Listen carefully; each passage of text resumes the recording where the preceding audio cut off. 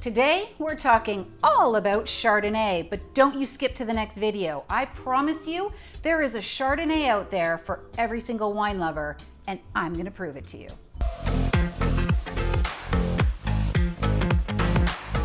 Hi friends, I'm Erin, the founder and chief sommelier here at the Wine Sisters. Welcome to our YouTube channel. This is the place where every week we show you how to eat, drink, and entertain like a pro. And today we're talking about Chardonnay and all of its range of styles. I realize that Chardonnay has become a bit of a whipping boy over the last couple of decades where people shy away from it, afraid of oaky wines. But I've got news for you. If you say you don't like oaky wines, but you're a huge fan of big cabs and Shiraz, well, I got some bad news. Anyway, that's not the point. That's a story for another day. We're back to the Chardonnay point and all of the diverse ranges of styles, flavors, and characteristics that come with this beautiful grape. Now, I just returned from the International Cool Climate Celebration in Niagara, Ontario. And this is probably the world's preeminent Chardonnay conference. For one weekend, winemakers from around the world gather in Niagara to showcase what their vineyards can do with Chardonnay. And honestly, it's an exquisite display of gorgeous, elegant wines that range from very flinty and crisp and mineral right through to those luxurious, rich and creamy wines. And they are great on every style. Now, let's start from the beginning, shall we? Chardonnay, its ancestral home is in Burgundy, France, and that was like a millennia ago. And since then, Chardonnay has gone around the world and is planted in just about every vineyard that there is. And that's for very, very good reasons. It's highly adaptable. In fact, when I was in sommelier school, one of my winemaking teachers said Chardonnay was like tofu. It would take on whatever flavors and characteristics it was given. So whether that meant it was the terroir, that sense of place, the vineyard, the dirt that would absorb into that style and flavor of that wine, or whether it was from the winemaker's impact. Most notably and probably most popularly, whether the winemaker chooses to age and ferment the wines in stainless steel or oak barrels. But there's a million other tools in a winemaker's toolbox, including the yeast strains and many other things that we don't have time to get into right now. Now, I will admit that wine lovers have shied away from Chardonnay over the years, thanks to the big 80s trend of loads of oak in wine. Now, this was a trend for all wines, not just Chardonnay, but Chardonnay sort of took it on the chin for the rest of the team. Anyway, so the trend in the 80s was to have all of that really heavy oak in your wine, and that was sort of coming through and reminiscent of flavors of the butterscotch, the toffee, the vanilla, that wine lovers started to shy away from.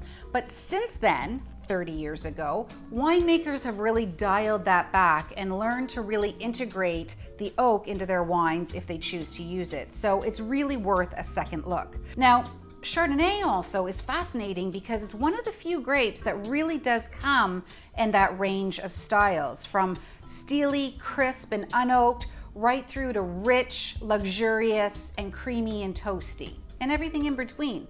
In fact, I actually know of a few Chardonnays that have been made into ice wine, but that's also a story for another day. So let's start at the beginning, shall we? Let's start with Chablis. Now, this is a wine everyone loves.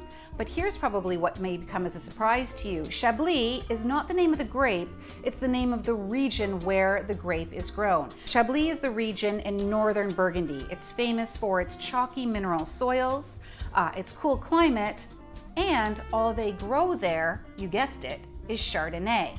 Now, the Chardonnays that come out of Chablis are usually unoaked, or what we call neutrally oaked, meaning that if they've been aged or stored in oak at all, it's neutral oak barrels that have been used before. So the impact of that woodsy note is much less. And this makes for a wine that is steely, flinty, chalky, and mineral, with lots of flavors of crisp green apple and fresh lemon. It's actually a beautiful wine for pairing with foods, anything from oysters to goat cheese and sushi. Sushi is brilliant with Chablis, and here's a little hint as well. That soy sauce, the salty bite, really promotes the wine's flavor. It's exquisite. Now another one of my very favorite Chardonnays, it's actually Mekong, and this comes from the warmer southern region in Burgundy called the Mâconnais.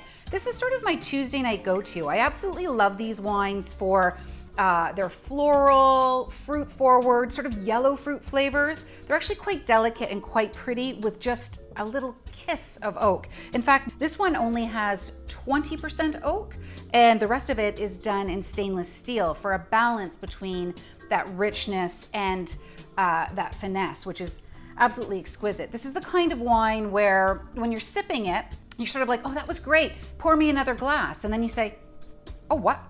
Already? Oh geez, let's open another bottle. So this is a really great wine for all of your Tuesday night sipping. You can go with any of the things that you had that you would pair with Chablis, but you can also then start to tiptoe into some richer categories. Think about things like mushroom risotto or even classic Blanc De Blanc. Really, really nice. Now, way on that other end of the spectrum is that classic Chardonnay that you're probably most familiar with. And this is a Chardonnay that has a lot of oak impact, but is really beautifully integrated. For example, I have one here from Niagara. This is from Inniskillen, and the grapes for this Chardonnay were grown in the Montague vineyard. It's one of the best vineyards in Ontario, in fact. And this particular wine was fermented. So that means you take the grape juice and you turn it into alcohol. It was fermented in French oak and then further aged in oak, but finished off in stainless steel for, again, more of that balance and that finesse. And these wines, to me, they're like a really comforting hug. They're rich and they're creamy and they're toasty, and they go with all of that beautiful, luxurious food like lobster and drawn butter or really full flavored cheeses like cheddar or Gouda. In fact, one of my favorite cheese pairings for Chardonnay is Beemster, a type of Gouda that has lots of caramelized flavors and it really echoes the flavor of the wine. Now last, but certainly not least, is our traditional method sparkling, a Blanc De Blanc. Now, what does Blanc De Blanc mean? It literally means white of whites. Now, this one that I've got here is also from Niagara, a local wine, local for me. This is from Cave Spring, and it's done in the same way that you would make champagne. Now, if you're confused about how to make different styles of bubblies, just check out this video right here that will go through how to make champagne versus other styles of sparkling wine from around the world. Really quite fascinating. But Blanc De Blanc is a style of traditional method sparkling wine, and in champagne the main white grape is, you guessed it, Chardonnay. So Cave Spring has done the same thing using a Chardonnay. This is 100% Chardonnay, and essentially it's a sparkling Chardonnay. And what's really great about these traditional method sparkling wines is that they go with a wild range of flavors.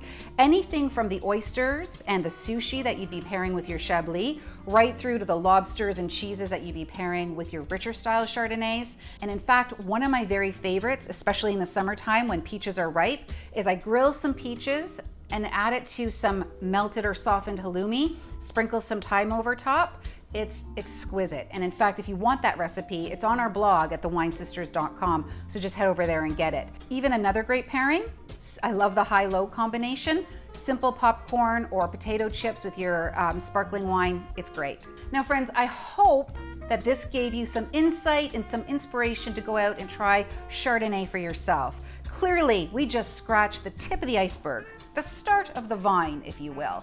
There is so much to learn about this fascinating grape. You could probably spend every day for the rest of your life sipping a different Chardonnay and never getting to the bottom of it. That'd actually be a great deal of fun. I accept that challenge. Why not? But if you liked this video, if you found value in it, please share it with your wine-loving friends. That's how we get the good word of wine out to everybody. And if you leave us a comment or a question, I promise I'll get back to you. But you may want to hit that subscribe button because you will know when we drop a new video, which is every single week. So that takes care of another week, friends. I will see you right back here next week. Same wine time, same wine channel. And until then, stay well and drink better.